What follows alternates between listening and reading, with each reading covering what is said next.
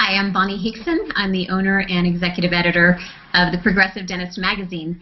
And today I have two guests with me, Ali Husayni, founder and president of Master Google, and Rita Zamora, founder of RitaZamora.com, Rita Zamora Connections. We're going to talk a little bit today about SEO and social media and their importance in developing a complete online strategy. Nice to have you guys. Thank you. Hi, Bonnie, and thank you for having us today. So most people know how important SEO and social media are. I want to get some answers from both of you about how important they are as cornerstones in an online strategy. So, Ali, maybe you can tell us a little bit about SEO in general and how important it is to establishing a solid online presence. SEO today is similar to Yellow Pages 20 years ago. If your business was not listed in the Yellow Pages, people couldn't find you. Today, if your website is not found on Google or other search engines, people have no way of knowing about you. That's where your patients are actually looking for you. And Rita, what about the crossroads of SEO and social media? They've got to complement each other, but how important is it to have a cohesive strategy between what's on your website, for instance, and how your social media reflects the same information? Yeah, actually, well, your social media will probably reflect some different information about your practice, but they both fit hand in hand, and actually Google's done quite a bit of research on this. They did an entire body of research called the Zero Moment of Truth. And you can visit zeromomentoftruth.com and learn all about that information. But they found that people do go and search on Google. They're going to, look on Google for your product or services, and then after that, their journey continues, and they'll research things like online reviews, your video on YouTube, and your social media platforms. So social media ties hand in hand with SEO. Okay. All right, that's great. So what are some of the biggest challenges that people face in cultivating or maintaining their SEO and their social media strategy? Rita, why don't you answer first for us?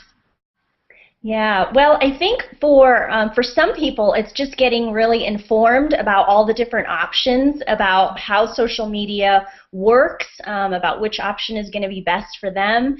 There are a lot of practices that are emerging right now. It's not just me. I talk to other consultants who say, we're getting a lot of clients that are kind of hostile because they've been paying for social media services through agencies for the last year or two, but they didn't really quite understand what they were buying or how social media works. And so the best advice I can give to everybody really is to just, get informed, keep yourself informed of all of the changes. You would never buy a piece of equipment for your practice without really researching it and knowing exactly what it's going to do for your practice and how it's going to benefit you. And so I would recommend that same advice for social media. Just really, you have to be informed. You can't just pay someone and have them take over all of it, blindly. Yeah. Okay, good advice. And Ali, what about SEO? There's certain things that people can do for themselves, but why is it important to partner with someone who understands SEO tactics to make sure that they stay relevant and easy to find? Good question, Bonnie. But before I answer that, let me answer your first question about the challenges with search engine optimization. As Rita explained, similar challenges exist with practices finding the right SEO company to work with. There's a lot of companies out there that all claim to do the same thing, getting you on the first page or getting you to the top of the search engines. But only a few can actually deliver on that promise. And through the past few years, people have been burned over and over again by hiring companies who are not adequate in their knowledge and ability to deliver results. And companies have lost their money, their time, and sometimes even their websites get penalized with Google. The first step for any practice to find the right SEO company is to look at their past experiences. Any prospect company that you're working with, first of all, find out what they have done in your similar field. If you're a dentist or plastic surgeon, find out what other companies in your area or other areas they have helped with success. That is the first step. That's great advice. In fact, it kind of brings me to a recent conversation that we've had, and maybe you can clarify here too the difference between what is often referred to as black hat versus white hat techniques. Mm-hmm. If you remember the old cowboy movies, the evil guy, the bad guy, always wears a black hat, and the good guy, who eventually kills the evil guy, wears a white hat. Similar with SEO practices, there are companies that are wearing a black hat, which means they try to trick Google or other search engines to get their clients ranked at the top very quickly. And through years, Google has developed a very sophisticated algorithm and spam filtering system that is able to detect these companies and their practices and ban or penalize the websites that they're working with. That results in clients losing their domain sometimes, their rankings, and for us to get them back at the top, it's extremely difficult. We have to start all over again. White hat SEO is the opposite. Which is what you're involved with, I'm sure.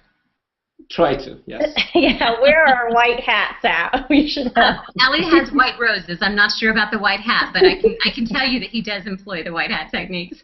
Rita, you also at one point earlier this year, you wrote an article for the Progressive Dentist magazine about black hat techniques in social media. Yes, yeah, and unfortunately there's bad guys, you know, everywhere. There's also good guys, but on Facebook you have the ability to buy likes. You can buy likes, and I've seen it happen right before my eyes, literally. I was working with a client, and all of a sudden, within the course of a few minutes, their likes grew by over 1,300. Likes in just a matter of minutes, which I knew was probably sending some red flag to Facebook, for one. Number two, I was heartbroken because we had worked so hard to organically grow this great community for this practice. And, you know, those likes ended up being obviously, you know, fake Facebook profiles. You could tell these people were from all different parts of the world, which isn't going to benefit a local practice at all whatsoever if all of your patients' likes are, you know, in Ecuador or Chile or, you know, India, and you're based here in the U.S. So, you know, it's just really better to just grow in an organic way, just like Ali was saying with your SEO. You have to have a little bit more patience, and there's more time and more work involved for sure, but that's definitely that quality growth that you want is in those white hat practices and on SEO, as Ali mentioned, and then on Facebook it's just growing, or any social media community, whether it's Google Plus or Twitter, growing your communities organically is really best.